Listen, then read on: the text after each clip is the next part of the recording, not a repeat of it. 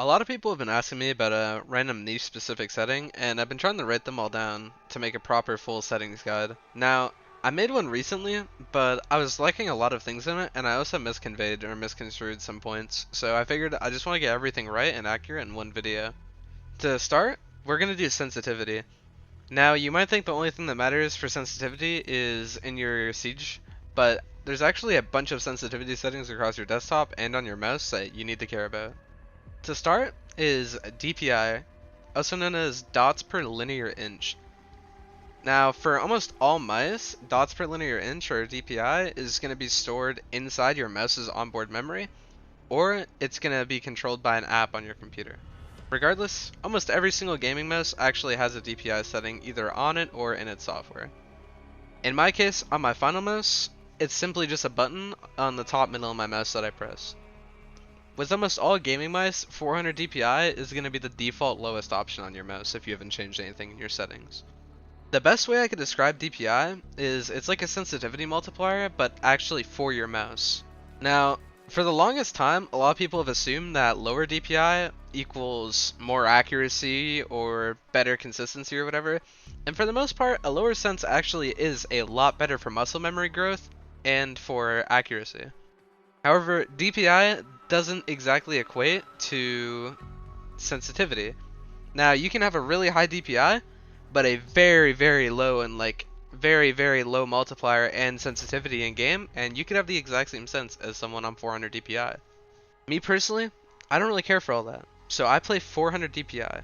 Now, one thing to note about lower DPIs is they actually are less accurate and less efficient for the mouse sensor than opposed to something like 800 DPI to 1600 DPI.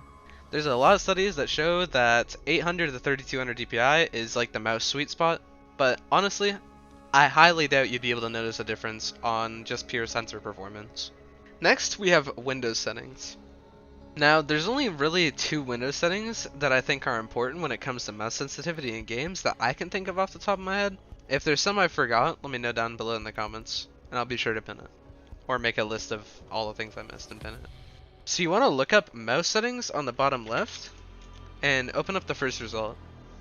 Now it's going to open a window like this, and you're going to want to go to additional mouse options. And then this little window is going to show up.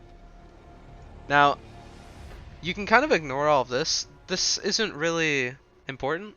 Neither are these. This is how you get the crosshair, and you just click here and then browse and then look for the same cross that I have. This is pure preference, so this won't matter in Siege. Going to pointer options, you'll see you have a slider here and a checkbox. This is, in my opinion, all that's really important for the speed of your mouse or just sensitivity. You want to make sure that your slider is directly in the middle, and you want to make sure enhanced pointer precision is off. All this slider is, as it looks, it's just simply a slider for speed. That's all it is. It's across your desktop speed. So if you put this on max, your cursor would move around really fast. If you put it on slow, it'd move around really slow. Enhanced pointer precision is actually mouse acceleration. Now, if you're familiar with the Valorant scene, a lot of people on that game will praise mouse acceleration or say it's the greatest thing to ever exist or say it's like bread and butter. But to be honest, mouse acceleration, in my personal opinion, this is not factual, this is a personal opinion, I think it's terrible. All it does is make it a lot harder for the brain to be able to build muscle memory on a sensitivity. The best way I could describe mouse acceleration is if you start your mouse really slow like this, it's gonna gradually get faster the more you go across your mouse pad. Kind of like this, it's gonna linearly increase in speed. Now, if you drag your mouse here and whip it across your screen, you're not going to notice that much of a difference. However, very slowly, it's going to be getting faster throughout your swipe, and it's just going to make it a lot harder to build muscle memory. Now, the very first thing you want to do, if you want to copy my in-game sensitivity, is you want to double check that you don't have a multiplier. To do that, you want to go to Documents, My Games, and in Rainbow Six Siege, and then you'll find a folder like this. Now all you're going to want to do is find the folder with the game ID of your main account. To do this, all you want to do is go to R6 Tracker on your account, scroll down, and you'll see a share link, and it says permanent next to it. And you want to look at the four first letters on the left side of the ID right here. So mine's 4B8. If you'll notice, mine's on the bottom here. You want to open this folder and you'll be presented with a game settings file. What you want to do is Control F and then search for Multiplier. Now the first thing you'll find is mouse sensitivity multiplier unit. Now the default for this is 0.02. You don't have to put the zeros after if you don't want to. Another multiplier is the ADS mouse multiplier unit. This is also 0.02 by default. Next is in-game sensitivity. Now you want to go to settings, options, controls, and then you'll be left with a raw input option. All this does is if it's on, it gets the info directly from your mouse and your keyboard as opposed to Windows settings. Now those Windows settings we tweaked earlier, if you have raw input on, you actually won't be getting input from those, so all those settings won't matter. Personally, just to be sure across the board, no matter what like computer I'm playing on or whatever, that my settings are the same, I play with raw input on. Mouse look conversion, all this does is, like it says, invert your y-axis. So if you move your mouse up, it moves down. If you move your mouse down, it moves up. Now, I play 11-11 for horizontal and vertical. Obviously, all of these settings are subjective, but this is what I've found works best for me. If I'm having a slowish day or my mouse feels slow on my mousepad, I'll move it up to 12. If I'm having a fast day, I'll drop it to 10. But for the most part, I keep these values the same. Going in the mouse sensitivity, I play my 1x at 41, my 2.5 at 62, my 3.5 at 71, and my 5.0 at 78, and my 12.0 at 86. Now moving on to graphics settings. Now, the very first thing is monitor. I'm going to quickly iterate this. I play strictly default on a BenQ Zowie. I have not once touched my settings. I'm not the guy to look for monitor settings. I don't mess with any of it. Next is your NVIDIA settings. If you're on a AMD GPU, like a Radeon GPU, I don't think this is going to be the same for you, so you'd have to find a different guide. I'm not going to narrate every single setting, I'm just going to go through them slowly.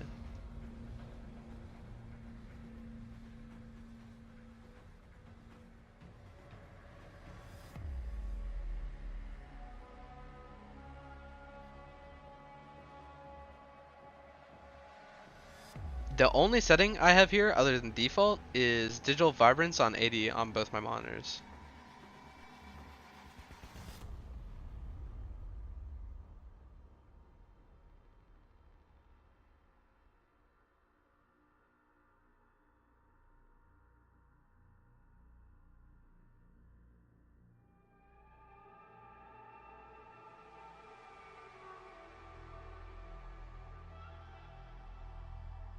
I play with 0 game filters on. Not only are these kind of harder to tweak than the NVIDIA control panel settings, but they also massively drop your frames on some settings. Now that we're in game, I'm going to show you guys my graphics settings. NVIDIA Reflex Low Latency, I put this on plus boost. Latency Flash Indicator, I put this on. Texture Quality, low. Now, what texture quality does is it's just exactly what it says. It makes textures like quality pop or whatever. Texture filtering, honestly, all this does is make images less blurry, but honestly, I don't really notice a difference with it on or off other than my performance significantly dropping, so I've always kept this on the bottom. LOD quality, all this will do is make operators kind of shine. This used to be a really important setting back in the day in like year 1, year 2. Now it's not as important as they kind of added it in the game, but it still works to an extent. So whenever a person's in a dark corner or something and that little white glow around them, with LOD on ultra, it's brighter. Shading quality, all this does is kind of shade the insides of the textures or whatever, so like on your gun or whatever, the sides of it might actually be like shaded more and it might like look a little bit cleaner. But personally, I like this on low because I like things to pop out instead of being like shaded into the background. Shadow quality, I always have this on medium because medium is the lowest quality you can go before they disappear. With them on low, shadows just don't show up. Reflection quality on low, all this does is allow you to see reflections and shiny surfaces. A really, significant one is like the platinum skin. VFX quality, now whenever there's like an explosion or a cool effect particle happening off of your charm, this will make that look a little bit better, but honestly, I don't really notice anything different with it, and I think it just eats your performance. Ambient occlusion, all this is going to do is it's going to add like black fade around your screen, and it's going to like I guess, darken certain areas in the map. I honestly think this is a terrible thing to have on. Lens effects, whenever you look at the sun, it's gonna show a very like bright lens flare, and whenever you have a charm, it's gonna add like a glow around it. If you just want the glow around your charm, which a lot of people do, you want to turn on bloom, and if you want the lens flare from the sun, you want to turn on bloom plus lens flare. Zoom in depth of field. What this does is it makes it blurry around your holo when you're ADSing in game.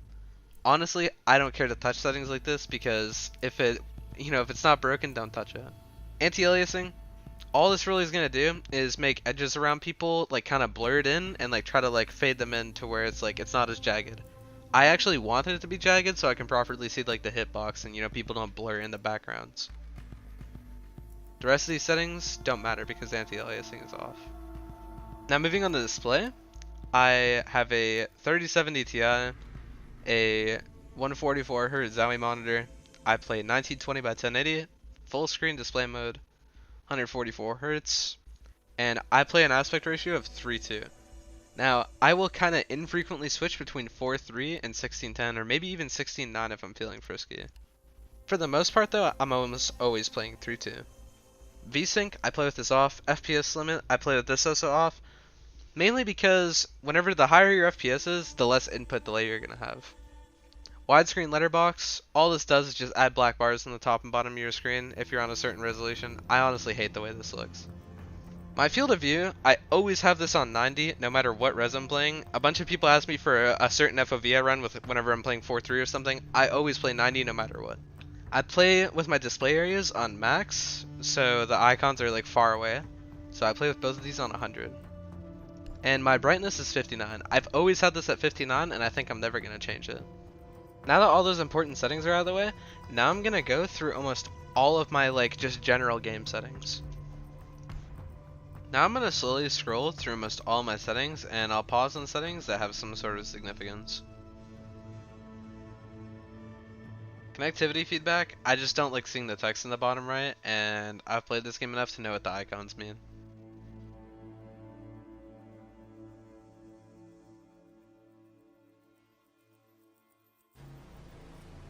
I like playing with compass appearance on simplified because with the other one it's just way too big.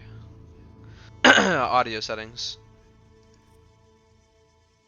I play with subtitles off because it used to obstruct my vision, and I play with dynamic range on night mode. Now night mode, all it does is it makes it whenever you shoot your gun, it makes it like it balances all the audio, so gunshots aren't like a lot louder than footsteps to where everything's kind of like the same sound and like same like spectrum.